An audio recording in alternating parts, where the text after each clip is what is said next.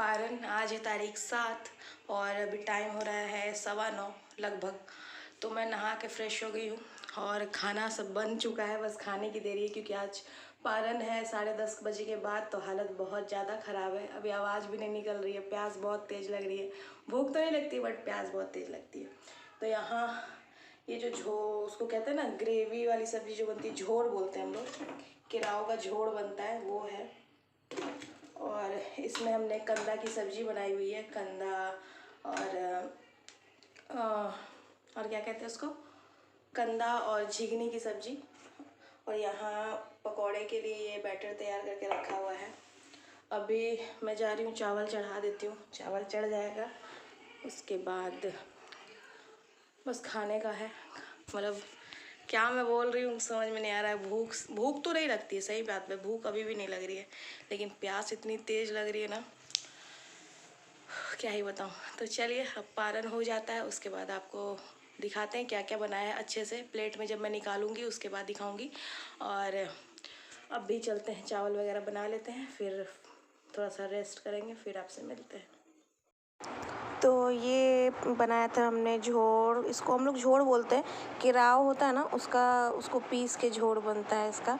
और ये है कंदा, चना और झिंगनी की सब्ज़ी, तो ये बनाया हुआ था। और यहाँ पे पकौड़े बना के रख लिए थे क्योंकि प्यास के मारे ना हालत ख़राब हो रही थी, तो जितनी जल्दी हो सके होता टाइम और हम लोग खाते बस ऐसा था। और चावल भी तैयार थे। टाइम हो रहा है 6:30, आपको शायद नहीं दिख पाएगा क्योंकि लाइट के कारण। तो 6:30 हो रहा है। अब मैं जा रही हूँ बच्चों को उठाने क्योंकि स्कूल है। जैसे कि विंटर का थोड़ा सा मौसम वगैरह हो चुका है, तो 1 घंटे स्कूल डिले हो गया है, मैंने जाने का भी और आने का भी।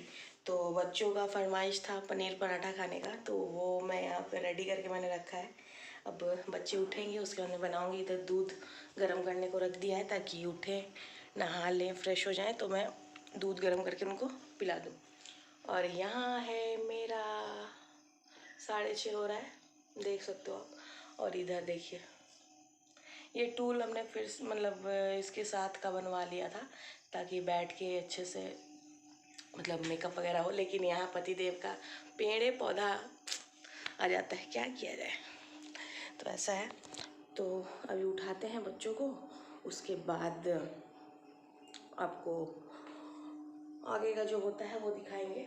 और एक ये टेबल बनवाया था बच्चों के पढ़ाई के लिए, क्योंकि वो टेबल थी बट वो थोड़ी ऊंची है तो बच्चों को पढ़ने में दिक्कत होती थी, तो ये वाला टेबल बनवाया बच्चों के लिए, ऐसा कुछ, ताकि वो, क्योंकि बेड पे पढ़ना, एक तो बेड पे पढ़ना सही भी नहीं होता है, और जो टीचर है वो आती हैं पता नहीं कहाँ कहाँ से, और बेड पे बैठ के पढ़ाना मतलब सही नहीं होता है, तो इसलिए।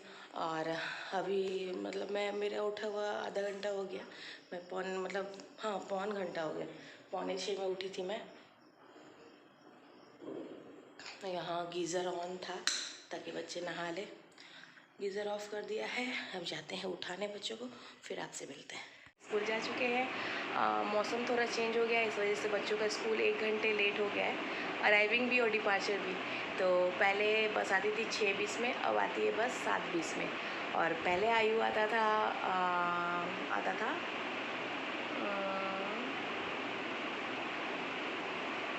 11 बजे शायद, नहीं 12:40 में आता था, अब आएगा 1:40 में। तो मतलब 1 घंटे का डिफरेंस हो गया है आने और जाने का।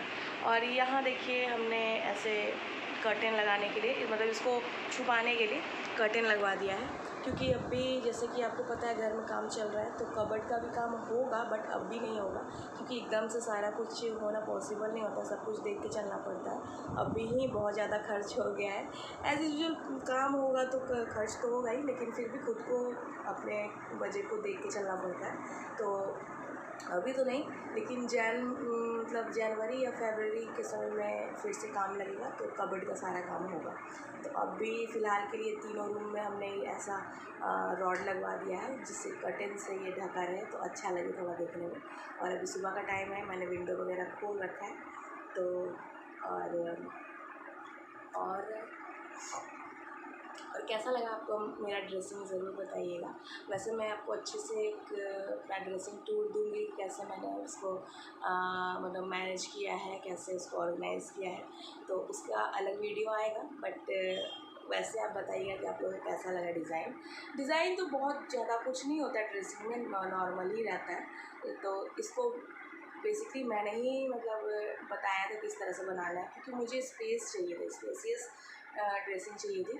इस वजह से मैंने थोड़ा ज़्यादा ही स्पेस रख लिया है। अब खाली खाली सा हो गया है, मतलब लगता है क्योंकि उसमें सामान बहुत सारा कम है। लेकिन धीरे धीरे है ना कि अब जैसे हमारे लेडीज़ का क्या है ना कि बैंगल्स बहुत ज़्यादा होते हैं, इस वजह से मैंने थोड़ा बैंगल्स के लिए थोड़ा ज़्यादा जगह रखा है।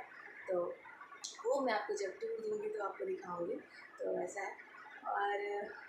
और जो काम हो रहा है, जो फिनिश हो जाएगा तो आपको ज़रूर दिखाएंगे।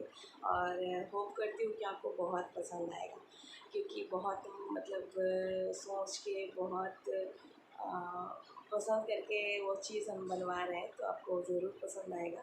तो देखिएगा। तो होप करती हूँ कि 1-2 दिन में वो मतलब पूरा फाइनल हो जाए तो मैं आपको ज़रूर दिखाऊँगी। तो चलिए, अब आपको मिलते हैं थोड़ी देर के बाद। और यहाँ पे देखिए, आज फिर से नया नया पॉट आया है प्लांट के साथ, पतिदेव लेके आए हैं।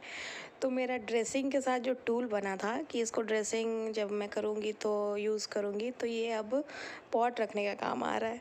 तो ऐसा है, रूम में ये इंडोर प्लांट है इसलिए इसको रूम में रखा हुआ है। तो ये अभी अपना स्टेटस डाल रहे थे फेसबुक पे, मतलब स्टोरी डाल रहे थे, तो ऐसे फ़ोटो वगैरह ले रहे थे। तो मैंने कहा चलिए मैं आपका वीडियो बना देती हूँ कि आप क्या कर रहे हो। तो ये था आज का वीडियो।